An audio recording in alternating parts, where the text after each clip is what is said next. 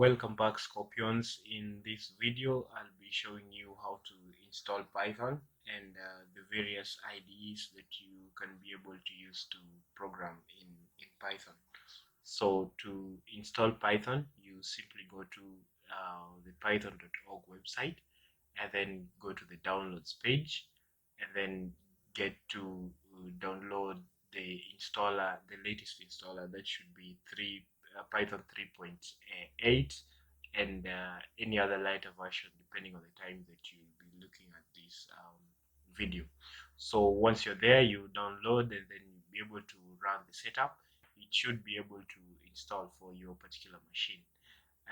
For Linux users, Linux normally comes pre-installed with Python, so you really don't have to go through the burden of installing Python again.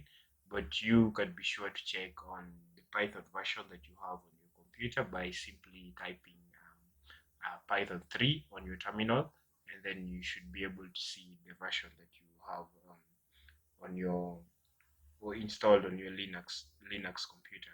Now, to the various IDEs that are available for use in Python, we have a Python IDE that is known as PyCharm.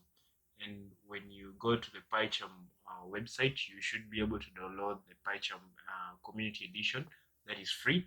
And if you have the resources, you can get the PyCharm Professional Edition. And there are also other IDEs or text editors such as Atom, Sublime, VS Code, and Jupyter Notebooks. IDEs or text editors are basically windows where you get to write your code and you're able to look at your code in a nice way with good features added onto it. Features like IntelliSense. It's a feature that automatically predicts codes for you and automatically corrects in case you are you got something wrong. And so for this particular set of learning series, we'll be using an IDE called VS Code. And in another video on tips and tricks, I'll be sharing more on VS Code for Python.